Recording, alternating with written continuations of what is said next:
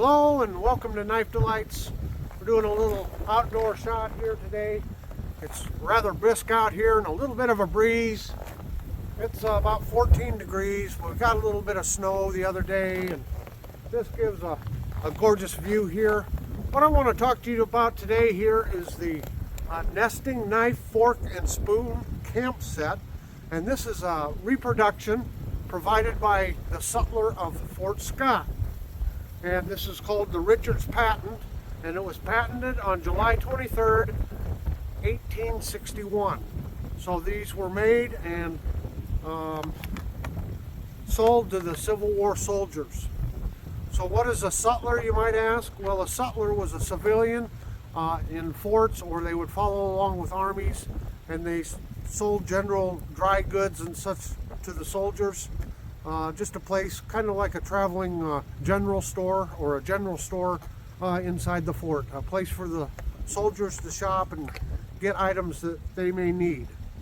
So the Sutler of Fort Scott, I want to give them credit. They do excellent museum quality reproductions of things. And well, we're going to head back to the International Knife Delights studio, and we're going to do a tabletop review. We'll talk a little bit more about Sutlers and the Sutler of Fort Scott. Well, as I previously said, I got this wonderful nesting knife, fork, and spoon camp set from the Sutler of Fort Scott. Now, just a little administrative note here. They do always send a note in here that unauthorized reproduction is absolutely prohibited. This is a family-owned business, and they go into great detail, or should I say, do a lot of research, and they really try to get all the details correct on their reproductions. And their presentation is wonderful. I mean, I'll shoot out here just a minute. And even as part of the inner wrapping inside the box, they sent this reproduction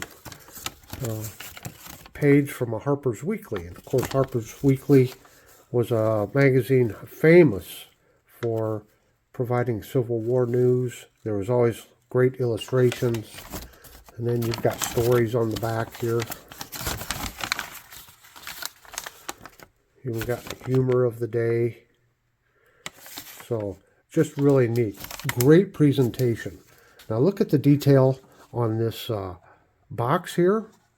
We can see there, this is Richards patent, July 23rd, 1861, cast steel. Made out of New York, finest in wholesale and retail mercantile. Improved high-grade cast steel. So this is what the box would have looked like, the original box. And you can see on the back here it says, "Attention, agents wanted."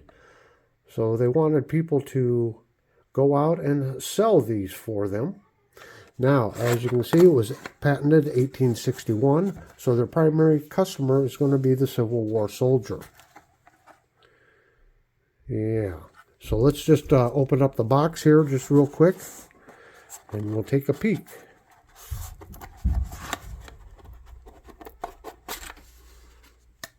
And we look at the inside of the box. See what I mean about the detail that they provide here? Just look at that. Designed for the soldier, sailor, or traveler. All of the convenience without the burden of greater baggage. Now, originally, as was often the case, and Mrs. Knife Delights and I were talking about it, it was, you know, tied shut. And you used to get your packages that way, all tied. A little bit of nostalgia there. So now we'll take it out and we'll take a look here. And you can see here, got the fork, knife, and spoon.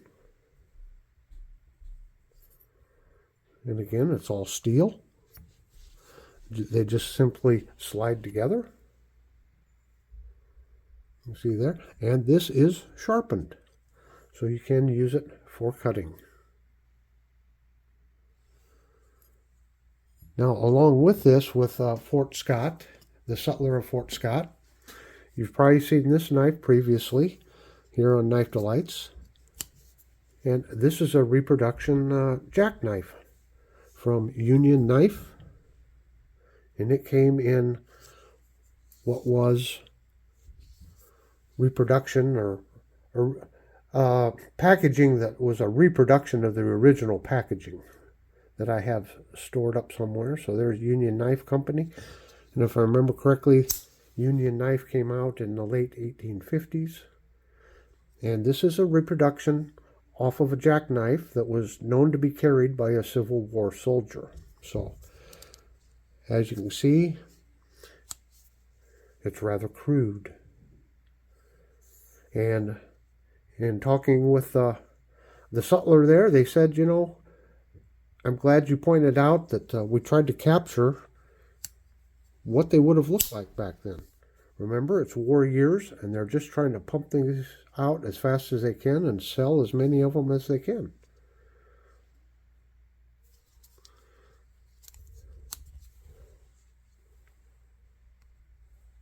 Now, if you'd kind of look at cutlery from back in that time period, you'd see this is kind of what the fork would look like for your dinnerware.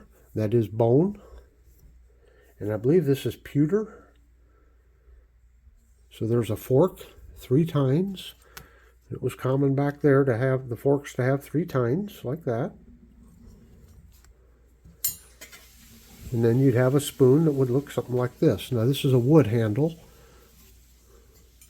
Yep, that one's wood, but the fork is bone. And they would eat on a silver plate, something like this. Aluminum plate, not aluminum, but probably a pewter plate, something like that. They would actually, if they found an old canteen that wasn't of any use anymore, they would take and cut the canteen in half and use the half of the canteen and carry that as their plate, dinner plate. So, once again, isn't this neat?